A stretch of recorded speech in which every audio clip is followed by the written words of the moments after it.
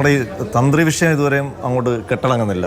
കഴിഞ്ഞ തന്ത്രിക്ക് ജാമ്യം കിട്ടിയപ്പോൾ മുതൽ തന്ത്രിയിൽ പിടിച്ചിട്ടാണ് UDFിൻ്റെയും BJPയുടെയും ആക്രമണം തിരിച്ച് പ്രതിരോധിക്കാൻ വേണ്ടി CPMൻ്റെയും സർക്കാരിൻ്റെയും. അതിനകത്തുള്ള ഏറ്റവും പ്രധാനപ്പെട്ട ചോദ്യം, ഈ പോലീസ് SIT എന്തിനാണ് തന്ത്രി അറസ്റ്റ് ചെയ്തത്? ആ ചോദ്യമാണ് ഇപ്പോൾ സർക്കാരിന് തിരിഞ്ഞു കുത്തുന്നത്. ഞാൻ മനസ്സിലാക്കുന്നത് ഇതിനകത്ത് ഗവൺമെൻറ് ഒരു അല്പം, അല്ലെങ്കിൽ CPM കേന്ദ്രങ്ങൾ ഒരല്പം ആവേശം കാണിച്ചതിൻ്റെ ഒരു പരിണിത ഫലമാണ് ഇപ്പോൾ അനുഭവിക്കുന്നുള്ളതാണ്. കാരണം ഈ പത്മകുമാറിനെയും വാസുവിനെയും ഒക്കെ അറസ്റ്റ് ചെയ്യുന്ന സമയത്ത് തന്ത്രിയെ പൊടുന്നതിനെ അറസ്റ്റ് ചെയ്യുമ്പം CPM ഹാൻഡിലുകളിൽ, പ്രത്യേകിച്ച് സോഷ്യൽ മീഡിയയിൽ തന്ത്രിയതാ മുഖ്യമന്ത്രി പിടിച്ചിരിക്കുന്നു, അറസ്റ്റ് ചെയ്തിരിക്കുന്നു എന്ന പ്രതീതിയിൽ ഉള്ള പ്രചരണം വലിയ തോതിൽ നടത്തി.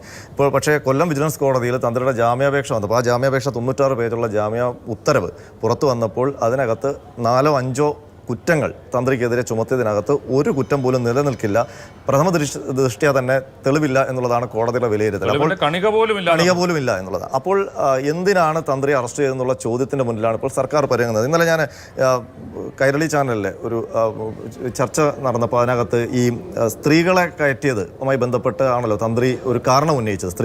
യുവതികളെ കൊണ്ടുവന്നപ്പോൾ ഞാൻ തടഞ്ഞു, അതിൻ്റെ പ്രതികാരമാണ്. അപ്പോൾ അതിനെ മറികടക്കാൻ വേണ്ടി പഴയ ചില ഫോട്ടോസൊക്കെ ഉപയോഗിച്ചിട്ടുള്ള തന്ത്രങ്ങളും കൂടി ഈ സർക്കാരിനെ അല്ലെങ്കിൽ CPMനെ പിന്തുണയ്ക്കുന്ന കേന്ദ്രങ്ങളിൽ നിന്നുള്ള ശ്രമമുണ്ട്. ഇന്നലെ ആ ചർച്ചയിലും അത് ഉന്നയിക്കപ്പെട്ടു. പക്ഷേ അത് വസ്തുതാവിരുദ്ധമായിരുന്നു. അപ്പോൾ ഈ രീതിയിൽ ഇതൊരു വലിയ വിഷയമായി CPMനെ തിരിഞ്ഞു കുത്തുന്നുണ്ടെന്നാണ് ഞാൻ മനസ്സിലാക്കുന്നത്. മാത്രമല്ല ഇന്നിപ്പോൾ BJP മുഖ്യമന്ത്രിയുടെ ഔദ്യോഗിക വസതിയിലേക്ക് അയ്യപ്പ ജ്യോതി എന്ന് പറഞ്ഞൊരു വലിയ പ്രതിഷേധം ഇതിനെ മുൻനിർത്തി നടത്തുകയാണ്. അപ്പോൾ ഞാൻ മനസ്സിലാക്കുന്നത് ഇപ്പോൾ SITയുമായി ബന്ധപ്പെട്ട കേന്ദ്രങ്ങളിൽ നിന്നൊക്കെ ആയാലും ഇപ്പോൾ ഈ കൊല്ലം വിജിലൻസ് കോടതി പരിഗണിച്ച ഗ്രൗണ്ട്സ് മാത്രമേ തന്ത്രി അറസ്റ്റ് ചെയ്യാൻ ഉണ്ടായിരുന്നുള്ളൂ എന്നുള്ളതാണ്. അങ്ങനെ വരുമ്പോൾ അത് വലിയ വീക്ക് പോയിന്റാണ്. അതിന് ഈ കേസിനെ തന്നെ എങ്ങനെ ബാധിക്കുമെന്നൊക്കെയുള്ള ഒരു ആശങ്ക പൊതുവെ ഉയർന്നിട്ടുണ്ട്.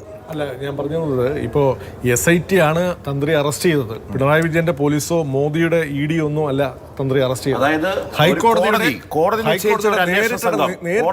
നേരിട്ടുള്ള നിയന്ത്രണത്തിലുള്ള SIT ആണ് തന്ത്രി അറസ്റ്റ് ചെയ്തത്. അറസ്റ്റിന് ശേഷം കോടതിയിൽ സമർപ്പിച്ച അവസാനത്തെ വിവരങ്ങളുണ്ടല്ലോ, ഈ പറഞ്ഞ റിപ്പോർട്ട്, ആ റിപ്പോർട്ടിൽ പോലും അന്വേഷണത്തിൽ സംതൃപ്തി രേഖപ്പെടുത്തി. പക്ഷേ അങ്ങനെയല്ല.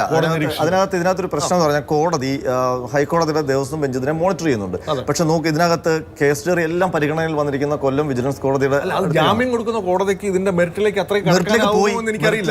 മെറിറ്റിലേക്ക് പോവുക മാത്രമല്ല, അവിടെ ശക്തമായ വാദം 2-3 ആഴ്ചകളായിട്ട് നടന്നു. അതിനൊപ്പം തന്നെ 3 റിപ്പോർട്ടുകൾ SITക്ക് അവിടെ കൊല്ലം കോടതിയിൽ ഹാജരാക്കേണ്ടി വന്നു. അത് തന്ത്രിക്ക് വേണ്ടി വന്ന ഡിഫൻസ് വക്കീലിന്റെ വളരെ വിദഗ്ധമായിട്ടുള്ള ഒരു വാദമാണ് ഈ കോടതി. ചാർജ് ഷീറ്റ് കോടതി നമ്മൾ എന്താണ് പ്രതീക്ഷിക്കുന്നത്? നമ്മൾ പ്രതീക്ഷിക്കുന്നത് ഒരു ശക്തമായ ചാർജ് ഷീറ്റും. ഇപ്പോൾ ഒരാളെ അറസ്റ്റ് ചെയ്യണമെങ്കിൽ അതിന് കൃത്യമായ ഗ്രൗണ്ട് വേണമായിരുന്നു. ഇതിൽ ഒറ്റ ഒരു കാര്യം, ഏറ്റവും അവസാനം ഈ SIT ഹൈക്കോടതിയെ സമീപിക്കുന്നുണ്ടോ? ഉണ്ടെങ്കിൽ അതിൽ SITക്ക് കൃത്യമായ ഒരു ധാരണ ഇപ്പോഴും ഇല്ല. ഇന്നായിരുന്നു SIT അപ്പീലിന് പോവും എന്ന് പറഞ്ഞിരുന്നത്. പക്ഷേ നമ്മൾ അന്വേഷിക്കുമ്പോൾ മനസ്സിലാകുന്നത് ഈ ഒരു ഉത്തരവിന്റെ സമയത്ത്, ഈ ഒരു ഉത്തരവിന്റെ പശ്ചാത്തലത്തിൽ ഹൈക്കോടതിയിലേക്ക് പോകാൻ SITക്ക് ചെറിയ പേടിയുണ്ട്. കാരണം അതുകൊണ്ട് ലീഗൽ ഒപ്പീനിയൻ തേടിയിരിക്കുകയാണ്. ലീഗൽ ഒപ്പീനിയൻ കൂടി ലഭിച്ച ശേഷം അവർക്ക് കുറച്ച് കാര്യങ്ങൾ പറയാനുണ്ട്.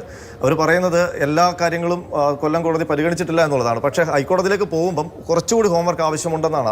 ഹൈക്കോടതി നിരീക്ഷണത്തിൽ നടന്ന ഒരു കേസും അന്വേഷണവും ബാക്കി നടപടികളുമാണത്. അതെ, ഹൈക്കോടതി എനിക്ക് തന്നെ തോന്നുന്നത് ഈ അവസാന ഘട്ടത്തിലേക്ക് എത്തുമ്പോൾ ഹൈക്കോടതി ആദ്യം പറഞ്ഞ ചില കമന്റ്സ് ഒക്കെ കുറച്ച് അപാകമായി പോയോ എന്നുള്ള കാര്യം സംശയമുണ്ട്. കാരണം ഈ അന്വേഷണത്തിന്റെ അവസാനത്തിലേക്ക് എത്തുമ്പം ഇതിനകത്ത് ഉണ്ടായിരുന്നൊരു പ്രതീതി എന്ന് പറഞ്ഞാൽ ഇതൊരു പൗരാണിക അല്ലെങ്കിൽ ആന്റിക് കച്ചവടത്തിന്റെ ഭാഗമായി കൊണ്ടുപോയി എന്നൊക്കെയാണ്. പക്ഷേ അന്വേഷണത്തിന്റെ ഇൻവെസ്റ്റിഗേഷനിലേക്ക് എത്തുമ്പോൾ അതൊന്നും ഇല്ല എന്നുള്ളതാണ് നമ്മൾ മനസ്സിലാക്കുന്നത്. അങ്ങനെ വരുമ്പം എന്തിനാണ് ഹൈക്കോടതി സുഭാഷ് കപൂറിന്റെ ഒക്കെ പേരെടുത്തിട്ടിട്ട് അതിന്റെ ഒരു അമിതാവേശം ഉണ്ടായോ എന്ന് സംശയമുണ്ട്. ഇത് മാത്രമല്ല, ഇപ്പൊ തന്ത്രിയുടെ കാര്യം പറയും, ഈ ഗ്രൗണ്ട് ആണെങ്കിൽ, അതായത് എന്നും കാണുന്ന ആൾക്ക് ഇത് കാണാതെ പോയത് അറിഞ്ഞില്ലേ എന്ന ഗ്രൗണ്ടിലാണ് അറസ്റ്റ് ചെയ്തതെങ്കിൽ അത് വളരെ ഗൗരവതരമായ നിയമപ്രശ്നങ്ങളിലേക്ക് നയിക്കാം. രണ്ടാമത്തേത്, ഇപ്പോൾ തന്ത്രിയുടെ കാര്യം പറഞ്ഞു, അതിന്റെ മെറിറ്റിൽ വാദം നടന്നു. ഈ പത്മകുമാറിനെയും വാസുവിനെയും സംബന്ധിച്ച കേസ് അങ്ങോട്ട് വരുമ്പോഴും ഇവർ ചുമതലപ്പെട്ട ഡ്യൂട്ടിയിൽ നിന്ന്, അതല്ലെങ്കിൽ കാക്കാൻ ബാധ്യത ഉണ്ടായിരുന്ന ആളുകൾ അതിൽ വീഴ്ച വരുത്തി എന്നുള്ളത് മാത്രമാണ് പ്രശ്നമെങ്കിൽ ഈ കൊട്ടിഘോഷിച്ച അത്രയും വലിയ രാഷ്ട്രീയ ആരോപണമായി അത് നിലനിൽക്കുമോ എന്ന പ്രശ്നവും ബാക്കിയുണ്ടല്ലോ. ശരി, അതിലെനിക്ക് തോന്നുന്നത് പത്മകുമാറിൻ്റെ ചെറിയ വീഴ്ചയല്ല. കാരണം പത്മകുമാറിന് നല്ല ബോധ്യമുള്ള കാര്യമാണല്ലോ, അത് ചെമ്പുപാളിയല്ല സ്വർണ്ണപ്പാളിയാണ്. നമുക്ക് തന്ത്രിയുടെ കാര്യത്തിൽ മാത്രം ഒതുങ്ങി നിൽക്കാം.